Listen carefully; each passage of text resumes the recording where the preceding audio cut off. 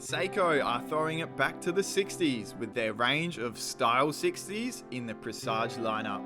Featuring an open heart movement and a groovy tan strap, this watch is perfect for those casual summer days where you want to rock a classy watch. The SSA453J and the rest of the style 60s range are modern remakes of the vintage 1964 Crown chronograph, which was originally made for the Summer Olympic Games held in Tokyo. Let's dive into some of the specs. This one is a three-hand automatic powered by Seiko's 4R39 movement, which carries a 41-hour power reserve. Case diameter measures in at 40.8mm across and 12.8mm thick. However, I actually find it sits a good half a centimeter higher than that, thanks to the strap threading underneath the case. That being said, I'm really enjoying the color scheme here, with the royal blue face and bezel working together with the tan strap and stainless steel case to create a small work of art you could wear every day. I don't know about you guys, but to me, this looks and feels like a watch you should be wearing on a yacht sailing somewhere in the Mediterranean. It really offers that classy look,